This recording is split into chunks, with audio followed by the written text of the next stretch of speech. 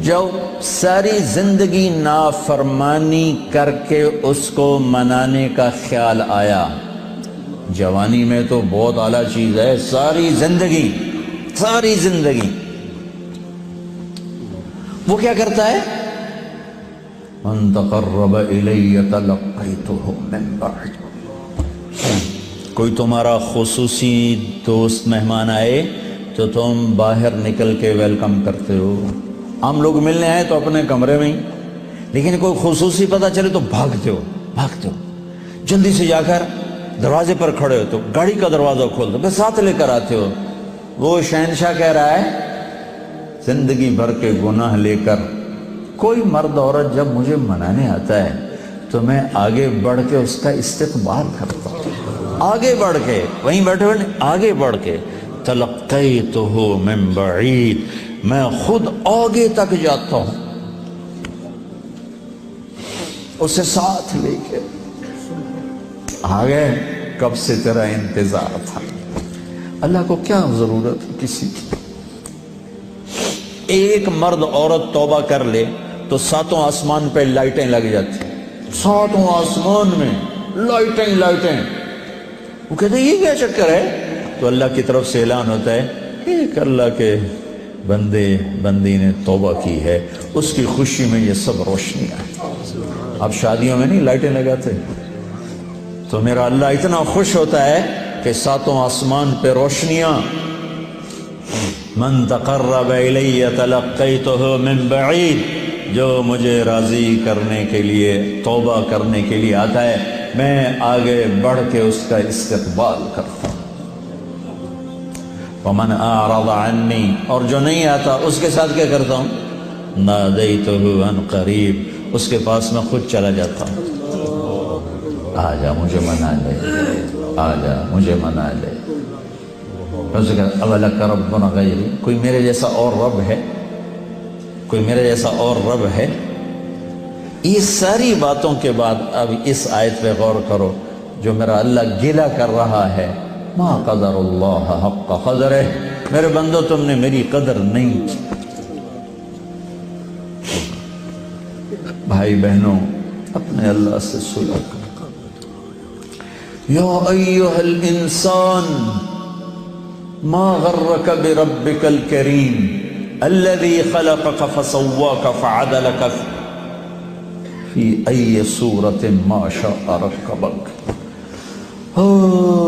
انسان، کیا ان الفاظ میں کیا پیار ہے، کیا شہد ٹپکتا ہوا ہے۔ چھتے سے شہد ٹپکتا ہے، اللہ کی قسم، یا ایہا الانسان، صرف اس ایک بول میں ساری دنیا کا شہد بھروں، اس سے بھی اس میں مٹھاس زیادہ ہے۔ اور پھر یہاں یا ابن آدم یا ایہا الانسان، خطاب ایمان والوں سے نہیں ہے، تقوی والوں سے نہیں ہے، اے انسان، انسان، انسان۔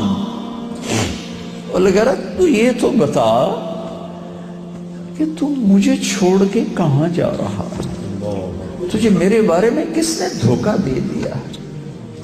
اولاد ماں باپ سے بدگمان ہو جائے تو ماں باپ پہ کیا گزر۔ میں نے ایک منظر دیکھا ہے، میں موت تک نہیں بھول سکتا۔ ایک بیٹا باپ سے کہہ رہا تھا تو آج تک میرے واسطے کی بنایا ہے؟ بیٹا باپ سے کہہ رہا تھا، میں دیکھ رہا تھا باپ بیٹے کے ایکسپریشن، بیٹے کے چہرے پر غضب، غصہ، تو آج تک میرے واسطے کی کیتا ہے، تو آج تک میرے واسطے کی بنایا ہے۔ ہوئے ہوئے ہوئے ہوئے ہوئے، میں اب رو رہا ہوں، 40 سال پرانی بات، کہ جو اس باپ کے چہرے پر جو ایک غم تھا، ایک رنج تھا کہ میرے ہتھاں دا بال اج مینوں آدا تو میرے واسطے کی بنایا ہے۔ جو اس باپ کے چہرے پر ایک کرب تھا، وہ صرف اتنا کہہ رہا تھا، اچھا میرا پتر، کوئی بات نہیں کر رہا تھا، میں اتنی کہہ رہا تھا، اچھا میرا پتر، اچھا میرا پتر۔ پتر ہماری زبان میں بیٹے کو کہتے، اچھا میرے بیٹے، اچھا میرے بیٹے۔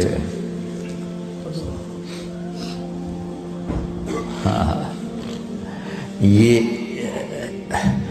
یا ایہا الانسان میں اللہ یہ کہہ رہا ہے میرا بندہ میرے بارے میں دھوکہ کھا گیا تھا، میرے بارے میں بدگمان ہو گیا ہے، کیا ہو گیا ہے؟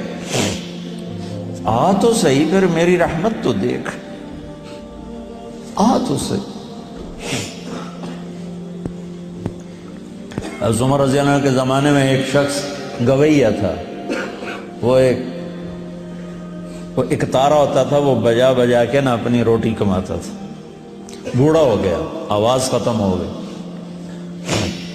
فاقہ آ گیا، تو گانا بجانا کوئی اچھا کام تو ہے نہیں، تو گیا جنت البقیع میں،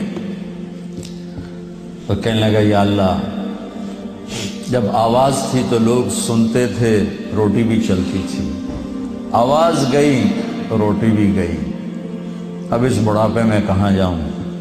اللہ کو میرے رزق کا انتظام فرما، مجھے معاف فرما۔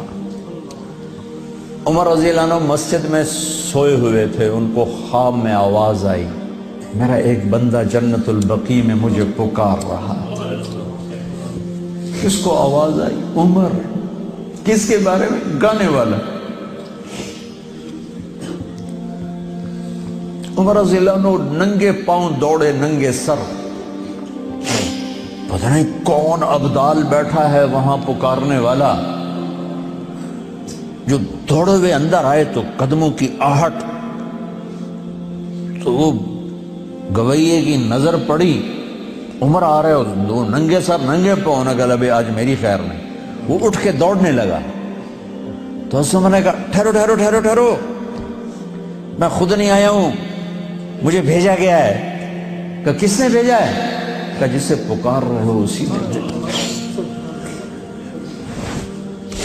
وہ بوڑھا بیٹھ گیا، کہنے لگا واہ میرے رب، ساری زندگی تیری نافرمانی کی، آج تجھے پکارا تو اپنے پیٹ کی خاطر پکارا، اور تو نے اتنا بڑا میرا اعزاز، اتنی بڑی مجھے عزت دی، اے اللہ مجھے معاف کر۔ اس کی چیخ نکلی اور مر گئی۔